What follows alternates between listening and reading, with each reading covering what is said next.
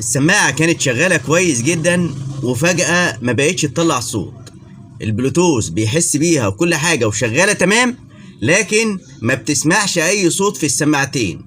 وكمان في مشكلة عندنا هنا في الشحن.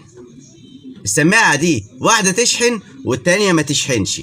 تمام، مع بعض إن شاء الله هنشوف المشكلة دي إيه وهنحلها مع بعضينا. بس لو عايزين تكملوا معايا الفيديو وتشوفوا الفيديو الأصلي ونشوف إزاي إحنا هنقدر نصلح المشكلة بتاعة الصوت ديت، سواء أنت قاعد في البيت أو سواء المشكلة ديت أنت مش هتعرف تعملها، ولكن يبقى عندك خلفية إن أنت تروح لفني بتاع صيانة وتقول له لو سمحت اعمل لي 1 2 3 4، أو لو سمحت خش على الفيديو اللي هو الخاص بهاني الشريف اتش المتنوع على اليوتيوب او على الفيسبوك. ان شاء الله هتلاقي حل المشكله ديت وتحلها لي بكل بساطه، لان في ناس كتيره جدا، فنيين كتيره جدا ما عندهاش خبره في اصلاح السماعات الايربودز اللي هي اللي زي ديت. تمام، السماعات دي معروف منها انواع كتيره جدا، بيبدا الانواع بتاعتها من 150 جنيه لغايه معاك 5000 جنيه.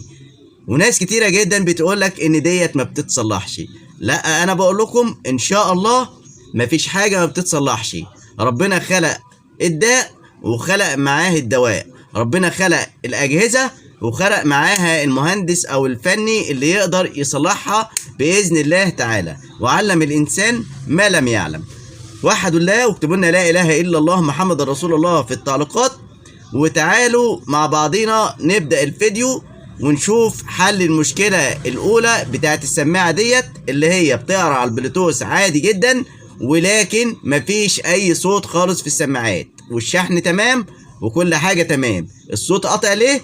تعالوا مع بعضينا نشوف مع بعض الفيديو. لو الفيديو ده مكملش معاكم قلبوا في القناة بتاعتي أو في أول تعليق تحت هتلاقوا الرابط بتاع الفيديو اللي هيدلكم على تصليح الايربودز اللي هو دوت. يلا بينا.